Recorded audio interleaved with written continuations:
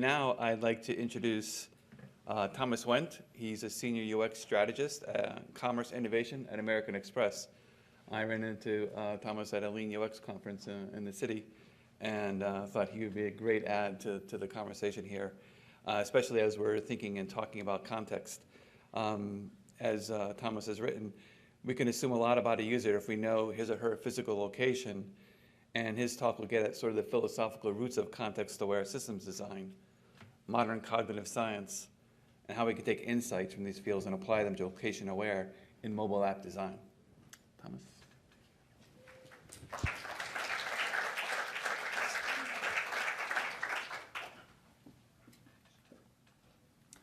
Hi, everyone. Thanks very much for having me here today. It's been awesome so far. There's been some really, really smart data nerds that talked this morning. I fall on the other side of that spectrum, to let you know. Come from more of a qualitative background, and I'm a bit more of a philosophy and psychology nerd. I'm always asking why. Like, you know, when little kids are like 3 or 4 and they're constantly asking, why is the sky blue and why is the grass green? I never outgrew that. So I'm concerned, and I'm interested in context and location specifically, because I want to find out why we actually care about context, right? Is it more than just we have the technological capability to do it now, or is it something more innate when we think about human cognition and human behavior than that?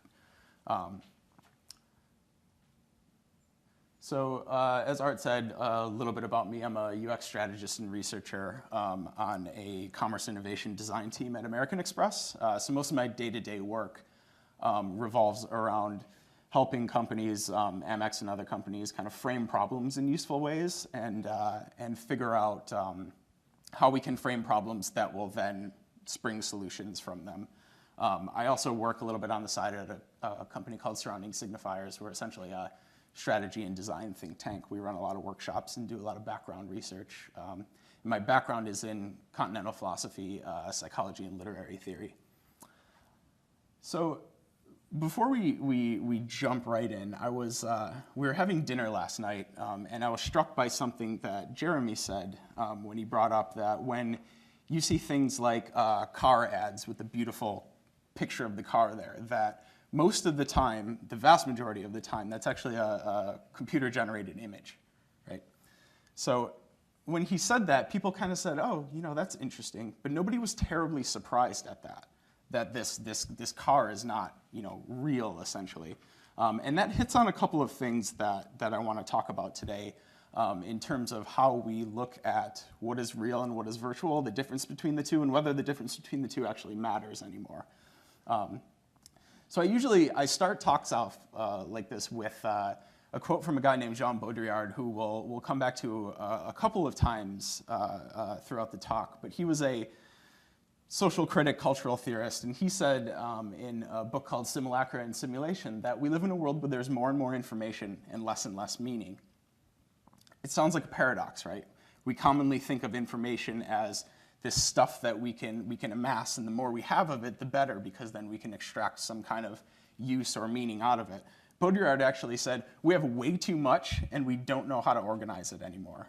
It's losing all of its core meaning because we have such an abundance of it. And this has always kind of been a big, wicked problem that I'd like to try to solve. So what are we going to do here? Hopefully elucidate some of the assumptions about location-aware design. I think on the design side and the user side, we have taken this mentality that we have this data, we have this technology, but we've kind of ignored how do we actually design in a way that users will want to use it and gain value from it. Illustrate some of the complexity of location context. I think of location as way beyond geography, which we'll get into a little bit. And then hopefully establish some theoretical models that we can begin to work off of. So as far as sections go, we'll talk a little bit about context, embodiment, space, place, and praxis. And if you're wondering what that weird word praxis is, I like to try to not talk very often about practice, but instead praxis. And what praxis is theory-driven practice. So it's not practice for practice sake. It's practice with I suppose, a strategy behind it. This is the strategist in me talking. So location being one aspect of context, and I'd like to just go through a couple of points here, but thinking about context, I don't think we can ever think of it as a static thing we can point to and say, this is context. It's constantly in this state of becoming, it's evolving continually. So then, when we have somebody like Robert Scoble, do you guys know Robert Scoble, tech pundit, loves his Google Glass lately. He is writing a book with Shel Israel on the age of context, it's called, and he's focusing very much on products. And when he gives talks lately, he will say, ubiquitous computing is context, pervasive computing is context, Google Glass is context. I think that's completely a backwards way to think about this. Products are just manifestations of what we think of as context. There's a myriad of things behind that. So a couple of things that I think we can say about what context is. It shapes our experience in a number of ways. We might even say that context is the actual experience. So if you think of doing something like reading a book, I'm sorry about the color contrast here, it's a little bit off, but if you've ever read a book and then put it down, put it on your bookshelf, and come back to it 4 or 5 years later and read it again, and it has a completely different meaning to you, it's because your context has shifted, right? You've had more experience between those times that is affecting the way that you read and interpret that text. Context is the architecture of everyday life. I like to use the example here of the New York City subway system because it's very, it fascinates me to no end, but it's literally this system, very complex system, sometimes adaptive, that's literally underground, at least in Manhattan. So you don't see it, you use it every day, you hardly ever really think about it as a system until it breaks, until you're out in Brooklyn at midnight and a train is down, you have no way to get home, right? We'll kind of return to that idea of not being aware of an object until it breaks a little bit later. But this is how I like to think about context, right? It's these mundane systems all around us. It's intuition. It's something that's so innate to us that we really have a hard time talking about it and describing it because we each feel it on some level. And to a certain extent, context is all we know. Has anybody seen Blue Velvet? One of my favorites. I use this because when we talk about a thing, if I talk about this microphone, right?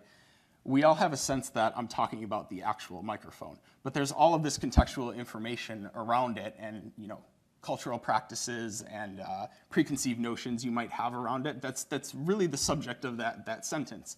It's kind of the same thing in this movie.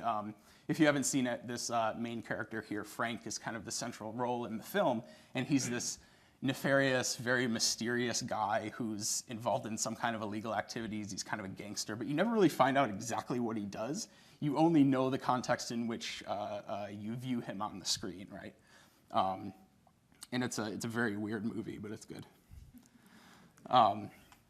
Context is always of something. So this is kind of going back to not being able to point at an object and say, this is what context is. It's always of something else, so it's wrapped up in its objects. Okay, great, but what does context actually mean? If we go to the first source, right, Webster's dictionary, Webster describes it as the parts of a discourse that surround a word or passage that can throw light on its meaning, or the interrelated conditions in which something exists or occurs. So it's all about creating this discourse between two entities, whatever they are, that meaning kind of emerges out from. It's also a very linguistic definition in the sense that it's talking specifically about words or passages, right? And that could be kind of problematic because we have to interpret language and we can run into problems there. Terry Winograd, a computer scientist, computer theorist kind of guy, adapted this a little bit, saying that the notion of context has been adapted to computing from its original use referring to language, which is reflected in the structure of the word itself, con, parentheses, with, text. In using language, we produce a text, either written or oral, intended to be interpreted by one or more other people. That text is not an encapsulated representation of an intended meaning, but is rather a cue that allows the anticipated audience to construct an appropriate meaning. So Winograd's really hitting on a few things here. One is that the word context itself literally means with text. And when we think about text, text can be anything that is to be interpreted. It could be a book, right? It could be me speaking. It could be body language and gesture, things like that.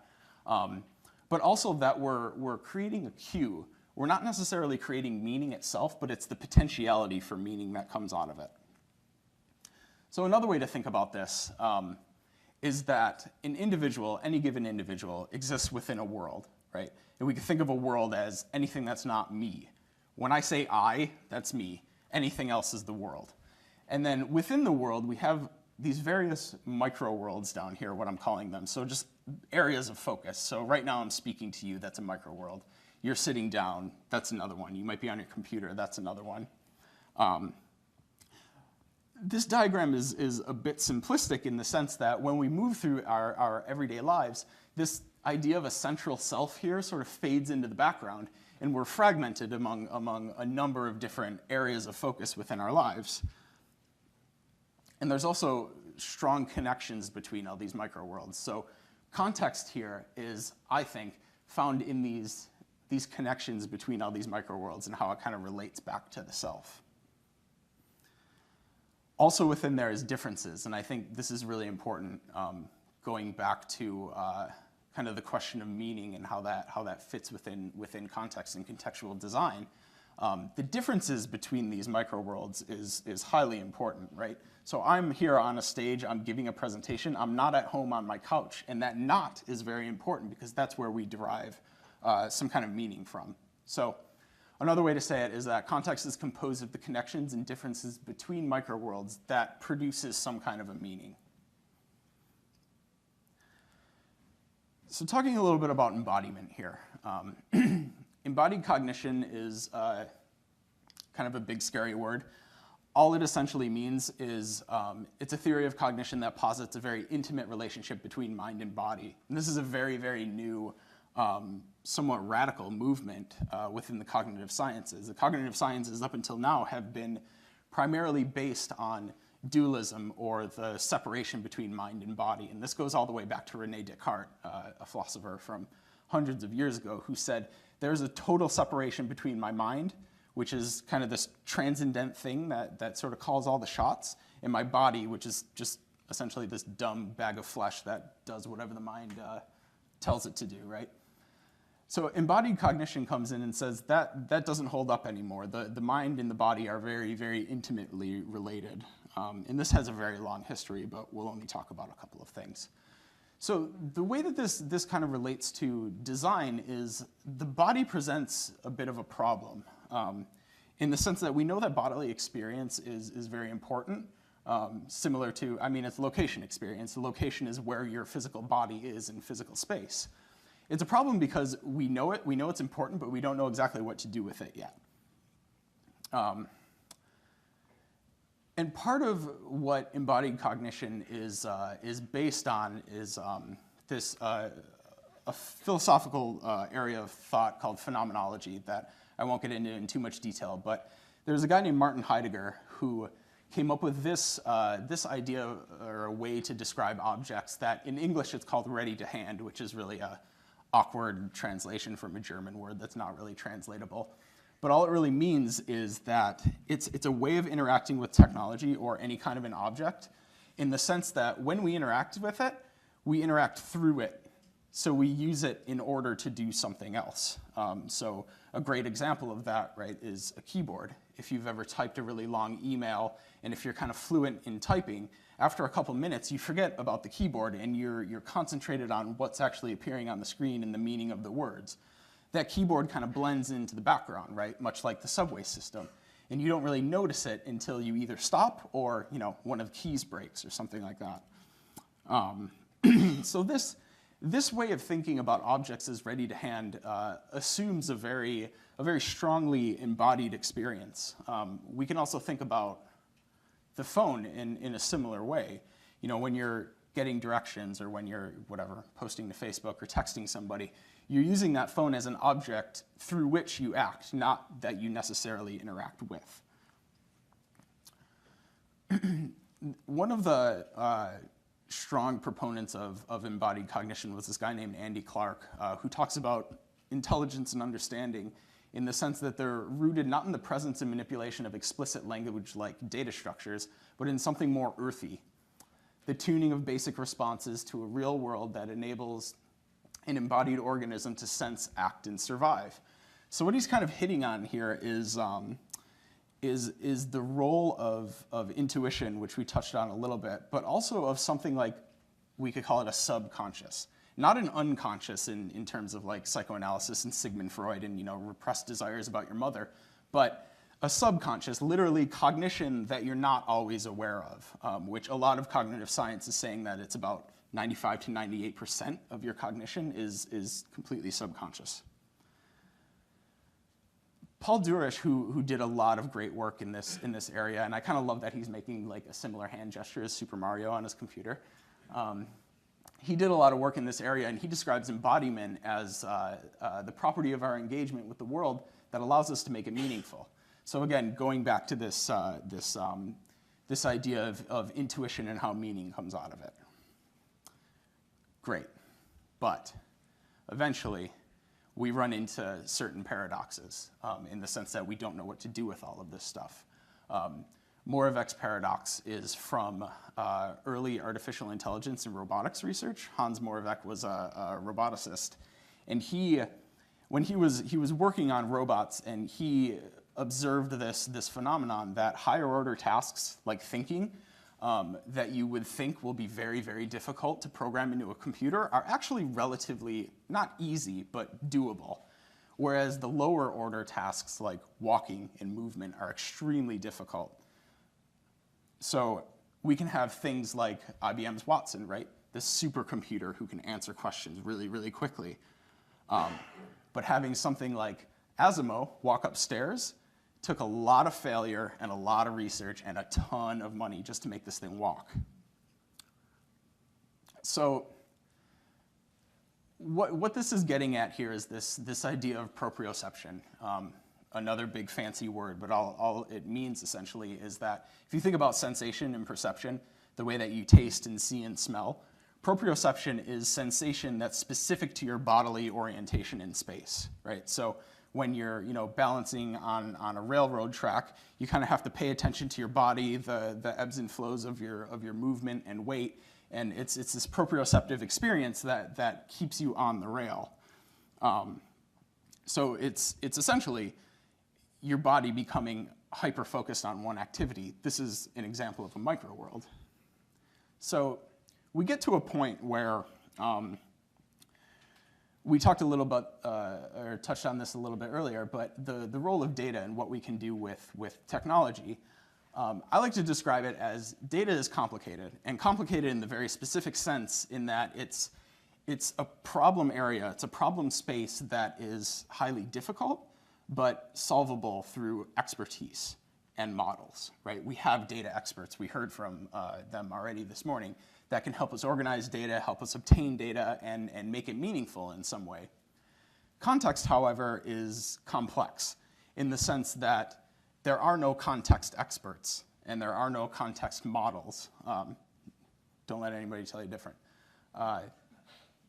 And solving this problem of context is complex in the sense that it takes true innovation and true creativity and ways to frame problems differently and ways to bring about solutions differently that don't rely necessarily on models because we don't have them yet, right?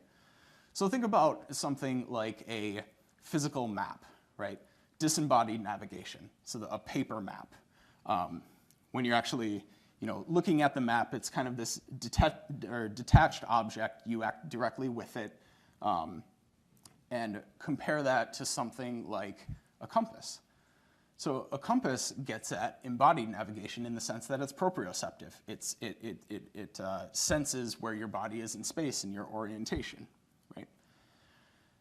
Mobile phones are doing this now. So this is Yelp's interface of a restaurant list on Android, and it has these, next to the list names, it has these directional arrows pointing to where all of those restaurants are, right? And if you move around, the arrows will move, so you can kind of see like what direction restaurants are in. It's our phones becoming proprioceptive, becoming essentially more human in their perception. Eventually we get to something like hyperception.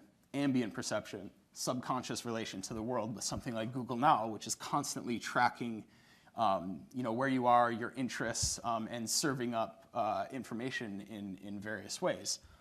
I love this product, by the way. If you haven't used it, I highly recommend it. So all of these examples and these things we're working through here are really based on conceptions of space and place.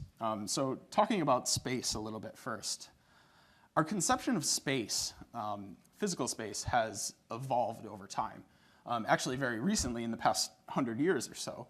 So think about the early 1900s. World War I happens.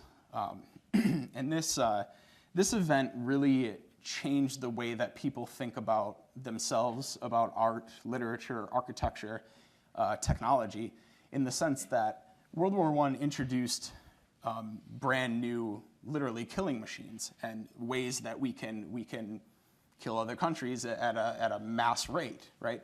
And this had an effect on kind of the world psyche as a whole, in the sense that before then, warfare was small scale, and now it's massive, now it's large scale, right?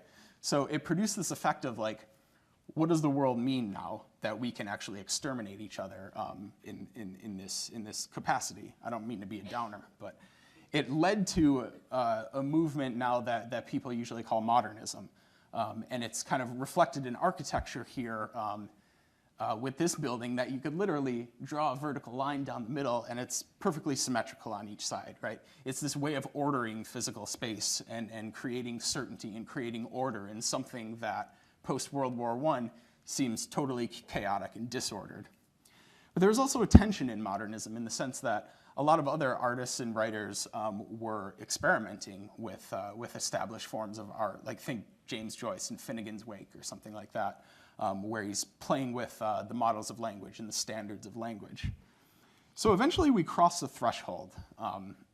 Going back to Baudrillard here, he said that what we've forgotten in modernity is that force comes from distraction, power from absence.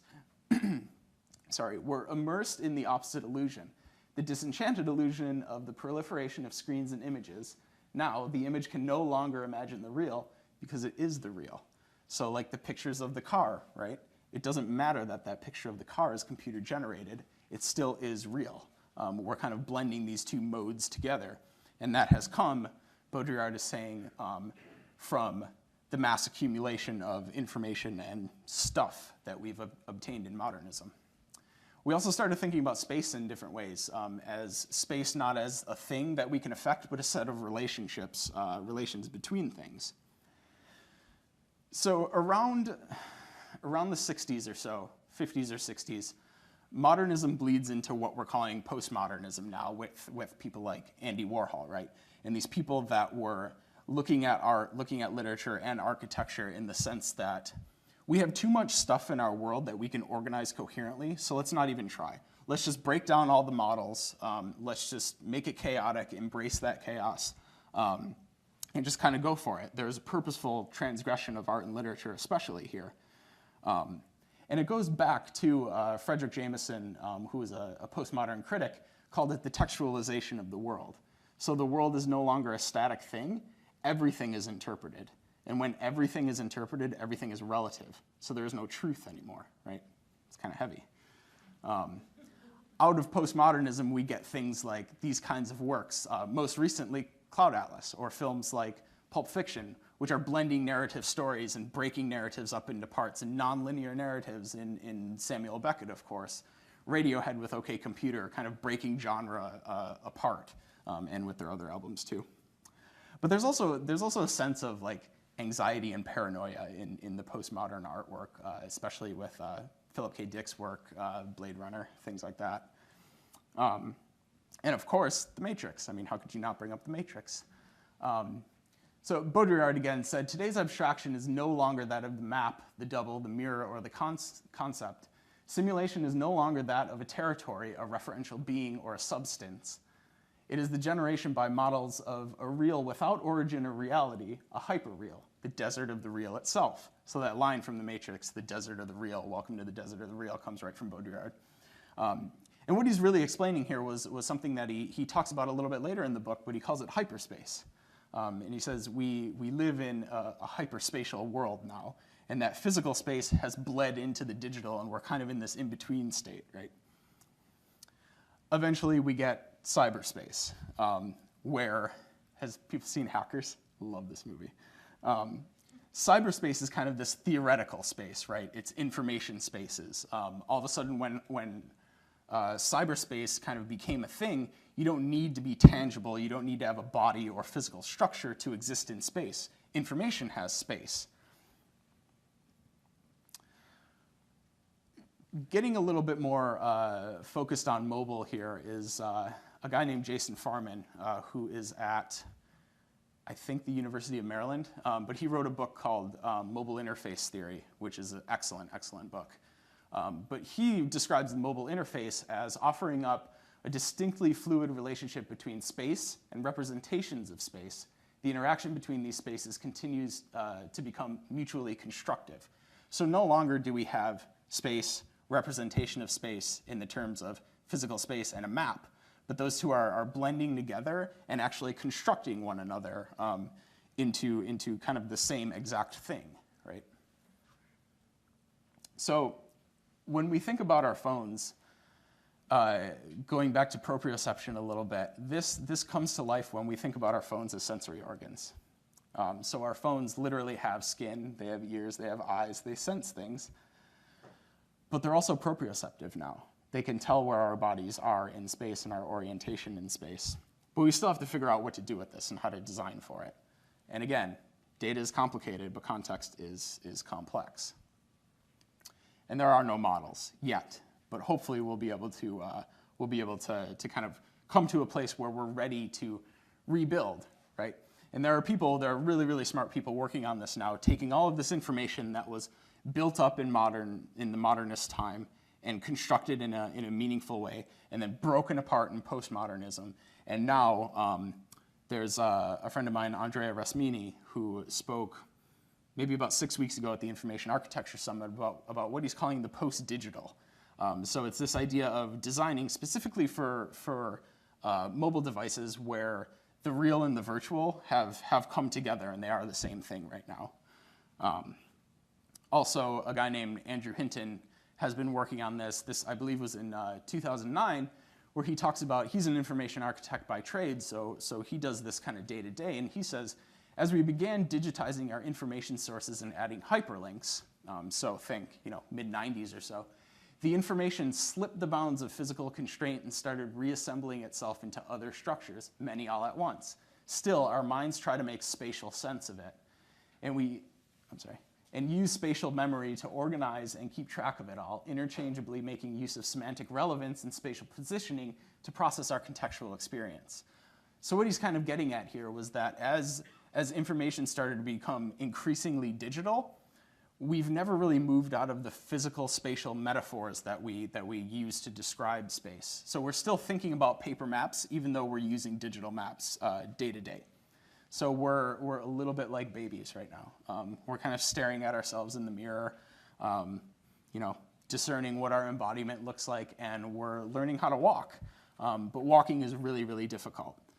So I want to talk a little bit about place, in the sense that we can make a few observations at this point about how this relates to the mobile experience, in the sense that, place differs from space in the sense that place is my space, right? It's my bubble. It's what I've created for myself. So the physical and digital spatial metaphors are blending together, resulting in these emerging potentialities. So what that means is, think about a static map interaction, a paper map. So you begin over on the far left there, you think of a place, right? I want to get to this restaurant. I don't know where it is. So I consult my paper map, and I find it on the map, and I say, okay, that's where it is, and this is how I'm going to get to it. I go out walking, I might bring the map with me, I might not, but I walk to that physical location. So I move from idea of a specific place to the representation of that place on a map, to action, to the physical space. Mobile is starting to mess this up a little bit, in the sense that we don't use maps to find specific places so much anymore. We still do, of course, But there's this new phenomenon of relying on the digital map to feed me places that I don't know about. So it's not that I know where this restaurant is and I have to find it, it's that I want to go to a restaurant and the map needs to tell me which one I should go to based on recommendations or whatever. So the interaction looks a little bit more like this now. We have a potentiality of some kind of place or a category of places. We consult the representation on your phone. Your phone actually presents you the idea, and then you move to action, to representation again if you have to navigate again to the physical space. So there's a breakdown of idea and representation here. Right? So back on paper maps, we've always created our own territories, right, on paper maps. Paper map with the push pin. If you've ever seen the movie Mask, I tried to get a screenshot of that where he has kind of the push pins of his European motorcycle trip that he wants to take. But we're still sort of understanding these digital maps in terms of our physical metaphors and vice versa. So we're creating things like digital memories. These are my GPS tracks through, I think, about 3 weeks or so in New York. So I was actually working at Ogilvy and Mather at the time, up in the left-hand corner, kind of in the middle of nowhere, Manhattan, and you could kind of see where I live and spend most of my time. So we're creating these lasting impressions of our digital memory, and it kind of sounds familiar like dropping breadcrumbs in the forest, right? We're kind of doing the same thing, just in different modes. So back to Farman again. We have thus moved beyond the theorization of our mobile devices as a type of prosthetic to our bodies, an extension of ourselves out into the world, but instead have to conceive of our devices as absolutely integral to the very foundations of embodied space in the digital age. So it wasn't too long ago when people started talking about the phone is a prosthetic, right? It's an extension of my body and it's an extension of my mind. That was maybe like a year or two ago. Farman is saying we're past that now. We have to think about how these are actually integral to one another and help construct each other. So the last part here is a bit about praxis. So a bit about how I think we can put some broad frameworks around how we can go about using this. The first way falls back on research and strategy, I think, is that we have to understand what the broader problem is before we can go working about solutions. And I put this goofy quote up here that I really like, but a schizophrenic out for a walk is a better model than a neurotic lying in the analyst's couch. So what Deleuze and Guattari are saying here is essentially that we have to take our models from the actual world. We're not going to learn much from stepping back as theoreticians or academics or whatever we are, and observing an object from afar, right? We actually have to go where those objects are. In this case, go where those users are and figure out what they need within the context of them needing it, essentially. Thinking a little bit more about the world and its microworlds, I think there's a lot of attention, especially within mobile UX design, to these hyper-focused areas, right? Somebody's out shopping and they might want an offer, or somebody's at home watching TV and they might want to see tweets about the TV show. But we forget about this larger picture, right? There's an entire network here that needs to be considered. And I'm not saying it's easy by any means, but I think it's highly important. Pay attention to the differences, I think, between these microworlds. That's where the meaning is really coming from. We tend to talk a lot in design about consistency and having consistency among things, and certain questions like consistency among devices, fine, but consistency among experiences is something that we're never going to achieve, and I don't think we could achieve. But it's those differences in the subtleties among our various experiences that are highly important. The body's an interaction space now, even in the sense with mobile phones, but with wearable technology that's coming out, pervasive computing, and things like the so-called natural user interfaces, which I put in air quotes because I have a problem with that name, but I won't talk about it now. the body is an interaction space. This idea of proprioception is very, very important when it comes to this interaction design of these different technologies. Right. Metaphor and interpretation. There's actually, I believe she's an HCI researcher in Brazil, and I always pronounce her name wrong, but it's Clarissa de Sucas or something like that. And she talks a lot about the interface and the user as being a dialogue, that there's literally a dialogue or a discourse between a piece of technology and a user.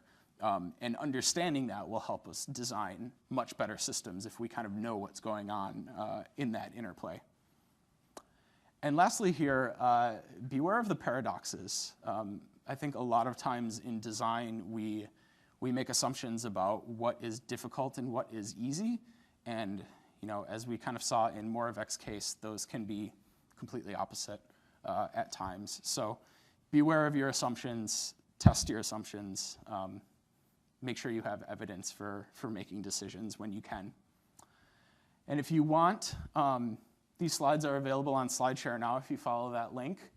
Or if you're interested in reading materials, which is essentially a massive Google Doc of a bibliography dump that I have, that will get you there. And there's contact info on the bottom if you need to get in touch, but it's thomas@srsg.co.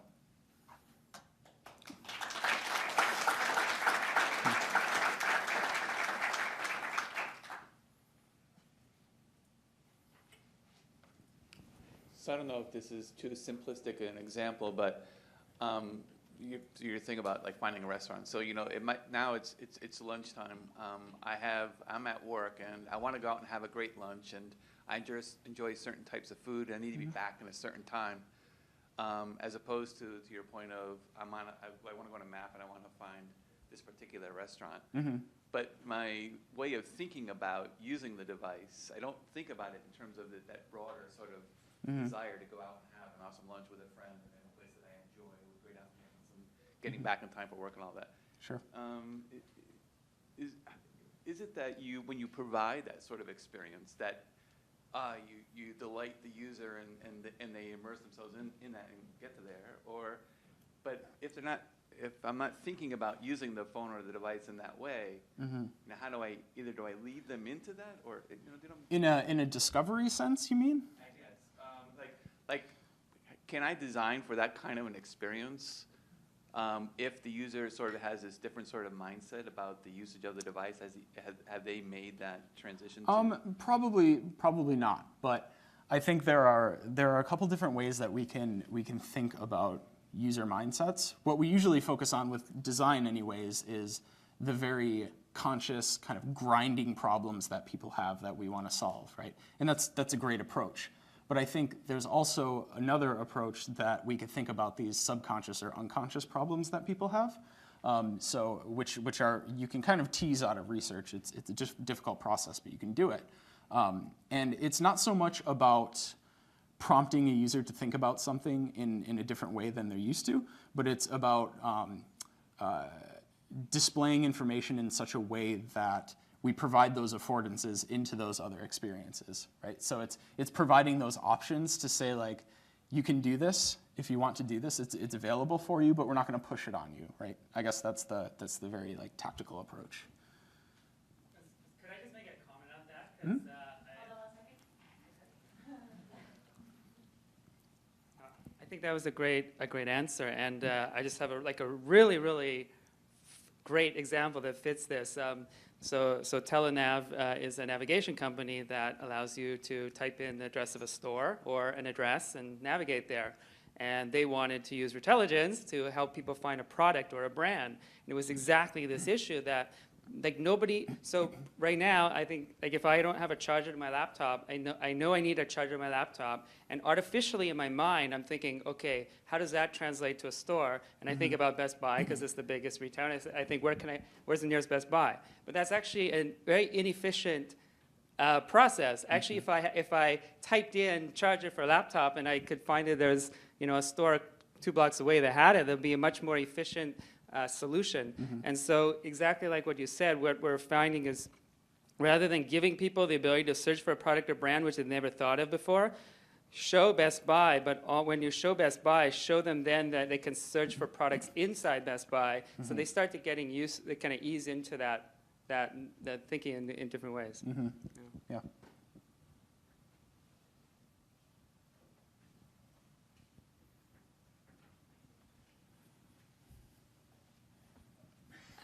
So I'm going to kind of, I guess, take it beyond mobile, maybe addressing stuff I heard from you and Art's question, but sorry, too many things going through my head, and it probably has to do with the micro worlds, but also what we've observed is, okay, so there might be a, I need a charger, or I'm hungry right now, it's lunchtime, but there also there is this, you know, what some of the park folks have started to call channel blending. I don't think this is quite channel blending, but that people are moving. You move between the devices. Well, it's getting toward lunchtime, but I'm sitting at my desk and I may be looking things up on my computer or even that paper map at home because it's a shared experience and I'm doing some planning and some intentionality. And then when you actually get out there, oh, it's closed, what else is nearby, who else am I with? So in fact, it's not just what's happening or how am I using that mobile device. This is kind of what I'm throwing at you, but how are you actually integrating, or how can we? I think that came up a little bit in the advertising. The fact that it's not just that mobile device, that there's it may be also that paper map that you referenced, or what I looked up earlier, or that I'm going to lunch with Bob. Yeah, definitely. I mean, I think it's a huge problem. I certainly don't have the answer. I think things like that have always sort of struck me as a platform problem. Right, we need platforms for these things. We can't have disparate companies working on various chunks here and there. We run into this a lot at Amex. Oh, and I should note, my lawyers always like me to say that my views are not Amex's views. So it's just so I don't get fired, you know. In that we run into situations where there's 3 or 4 different data providers and they all do things differently. And we want to serve a singular experience, but we can't because there's no platform there. Right? I think once we see these kind of cross-channel platforms, I guess, coming out, and there are probably a few in existence right now, that kind of experience, that seamless experience between phone, tablet, desktop, even analog paper, will be a lot easier. You mentioned Google Now, and Google Now does that, right? So Google basically is taking what you're doing on the desktop and then all of a sudden showing it to you on your mobile device a half an hour later, or you have a calendar for lunch with Bob, and all of a sudden it's like, oh, reminder, you need to leave 10 minutes from now or else you're going to be late. And that's the platform. Yeah, right? yeah, exactly. Yeah, you're totally right. And actually, the screenshot that I had of Google Now up there had a card that said something like, "There's a concert in your neighborhood that's it's put on and it's sponsored by David Lynch, a film director." And it knew that because I searched for like a David Lynch movie trailer a couple months ago, and it made that connection for me, which is awesome, right? So yeah, I mean that is a fantastic platform. Problem with Google, of course, is that Google kind of owns the world, and I'm kind of new to the Android space, but when I got an Android like 3 months ago and I signed in and everything was there, I was just like, whoa, like Google owns everything about me.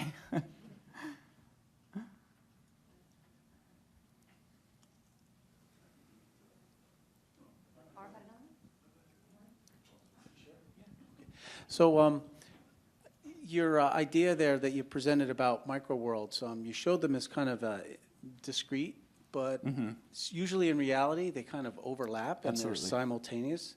And part of your presentation was about UX. And so when you interact with the user, maybe through a device, is it on behalf of a micro world?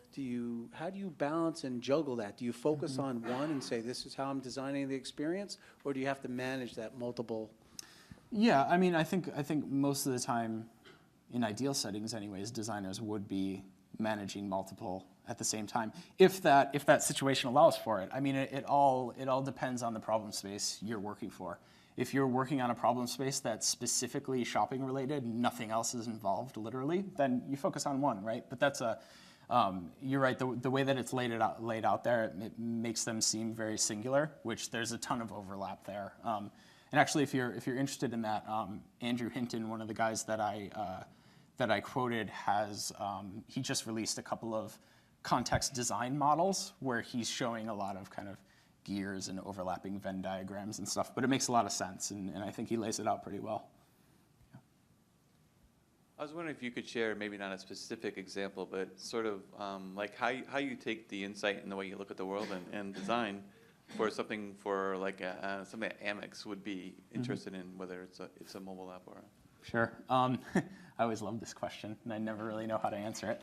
So a lot of the stuff that I deal with, I guess in this stuff, not necessarily my day-to-day work. I mean, it's very theoretical. It's this pseudo-academic thing, right? So I think the concrete applications into industry aren't always completely clear, but I think one thing that I can say is that all of this kind of thinking, the stuff that we talked about today, it sounds flaky, but it affects my mindset and how I approach design problems, in a sense that I try to look at design problems very holistically, instead of hyper-focused on one different thing, but I try to think in terms of systems, right? And I think this type of thinking kind of plays into that approach. So I don't know if there's anything I could point to and say, this is how I applied embodied cognition to this. And in a sense, you do that in all mobile design, I guess.